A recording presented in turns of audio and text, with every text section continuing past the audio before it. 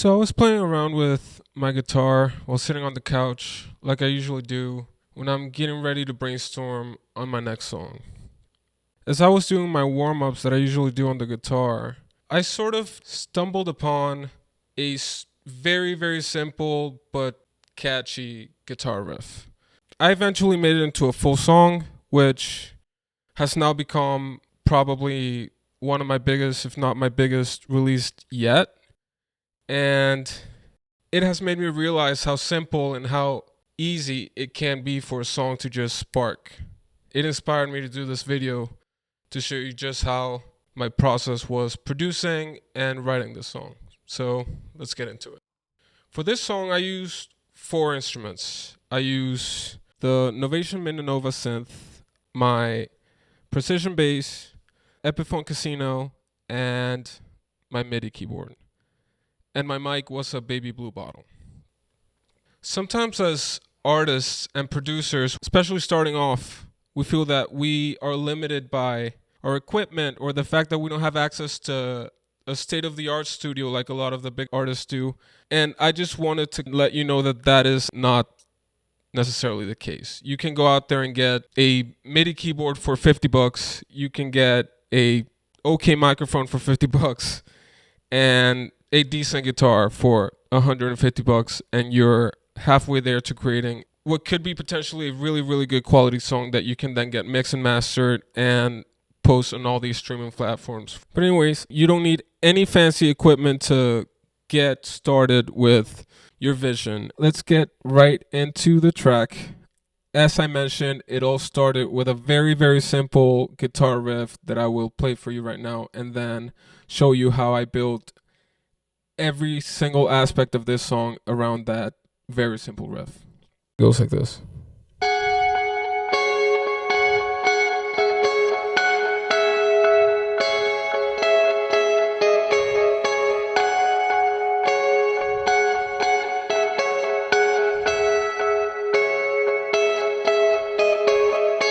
So I wanted to find a way to build up to that riff, and at first I thought I'll just start it with a drum kit, but I've already done it before and I wanted to do something different for this one. So I went to my Mininova and I found this really cool preset that was sort of percussive, and it made me think, what if I just play this like a drum set? Find a nice chord and just do this.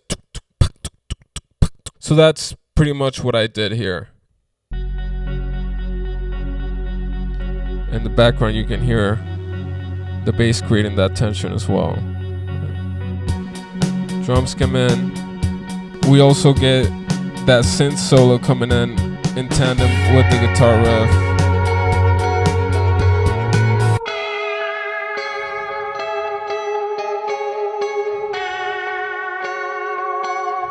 As they build up to the verse.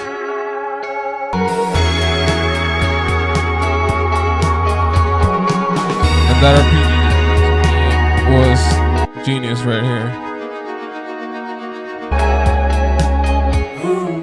Right into the verse. For this song, I kind of use this style that I like using sometimes. So that is, I kind of sing a part in falsetto, I sing a part a couple octaves lower, and I put them together on the same level, and it creates this cool effect that you can hear right here. Oh no, they talk about us right across from the show, but they don't even know what we got coming along. And then I start bringing in some cool harmonies. What we got coming along. Right here. Their favorite word is no. Their favorite word is no. And they are acting like they don't wanna go, as if it's set in stone. But nothing's set in stone. Set in stone.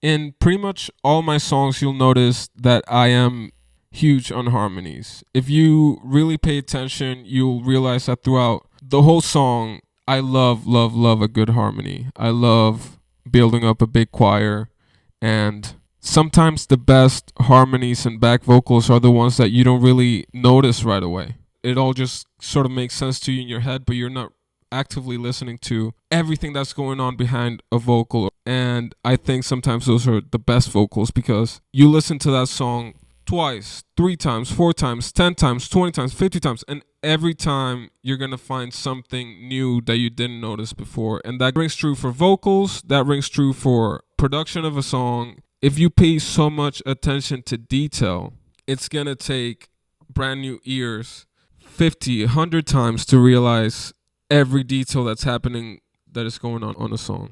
And so that's really what you got to pay attention to. That's really what, to me, separates a boring song from an entertaining song that I can listen to over and over without feeling sick of it. So if I could give you one piece of advice, is pay close attention to detail on production and on vocals, and you'll have a song that can live a lot longer and can be a lot more entertaining to listen to than a generic song. But anyways, here, kind of switch up the key, and I want you to hear the synth leads here, because they make a big difference. Right here. And you can hear that guitar melody on the synth as well. And again, it all comes down to doing something different that's gonna keep people awake. And then we get into the hook, which I'm a sucker for a good pause in a song. I do pauses all the time to build up to something and then leave people hanging. To me, is kind of like a roller coaster that it's throwing you up in the air. So you kind of go flying in the air, and that's a pause. And then you land on the other side of the rails. That is the way I picture it in my head.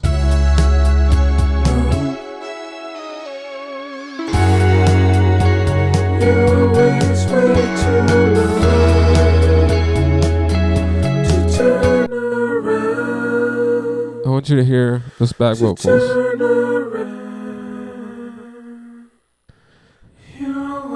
On the run, but not right now, but not right now. And this is the instrumental section that's building up and building up to the last hook with this beautiful synth solo that I loved and that I thought brought the whole thing together.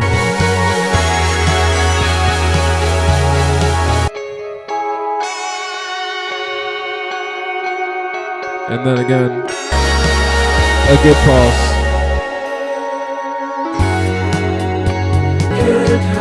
And here we get into the climax of the whole song, the pretty pink sky.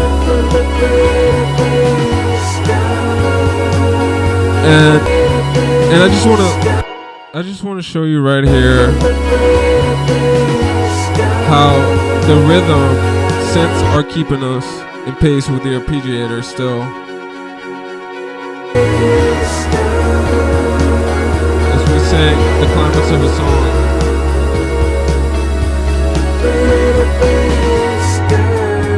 And there, everything kind of like, I wanted to build this big climax and then kind of bring you back down to earth. So let's listen to that again.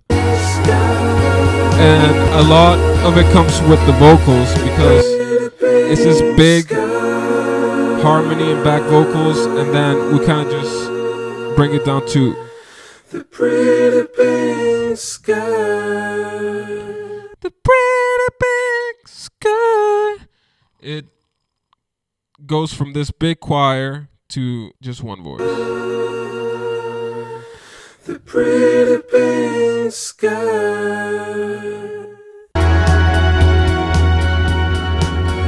And then I wanted to do something to bring the energy back down. What I did was play around with the tempo and slow it down towards the end of the song. as we slow down and we get into a very experimental creative outro here that I made, but I just want to do something different. And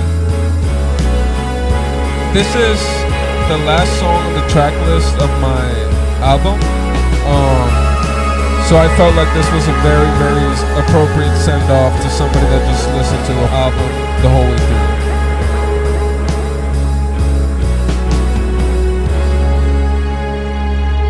And in a nutshell, that's how I produce a song. Pretty Pink Sky. If you want to listen to the whole thing, I'll link it down below. If you like this video, please like and subscribe. Let me know in the comments what you want me to break down next. If you want me to break down another one of my songs or any content ideas, I'm open. Thank you so much for watching, and I'll see you in the next one.